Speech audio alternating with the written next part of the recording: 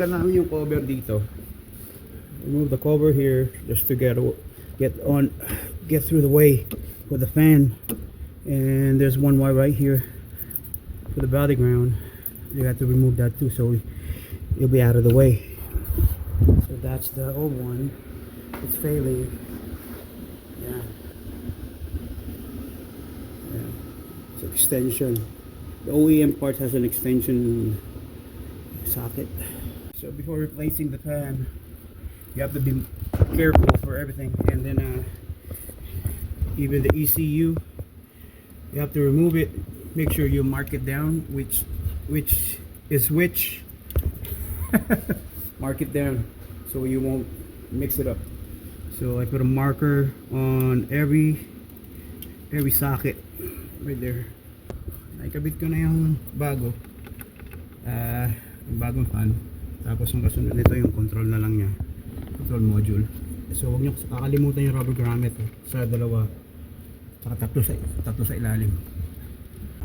Guys, ito yung bagong control module. So dalawa lang ito at saka yun, dalawang holes lang. Pero yung OEM original, we got 3, 1, 2 and 3. So pag bumili kayo, yung whole assembly, kasi ito dalawang screw lang ito tatlo. Ayan, kasama na yung fan tsaka yung control module. Kabit na natin. Kabit ko na lahat, yung fan, yung unit control module, ECU, socket. Make sure double check nyo yan. Ang huling-huli kakabit nyo lang is a negative. Yan, and then we'll start it. So check start na namin. Ayan yung fan, it runs fast, hindi katulad ng isang fan. Ayan, bilis. Check natin dito kung okay, walang check engine light. AC runs cold, temperature, warning light on. The key needs to be inside the car.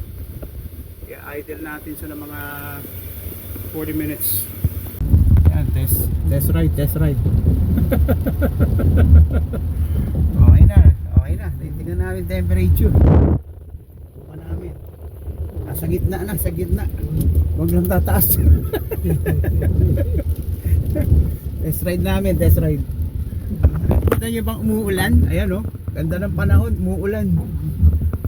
Namiss namin yung ulan diba? Yan. Diba? Car wash ulit to, car wash.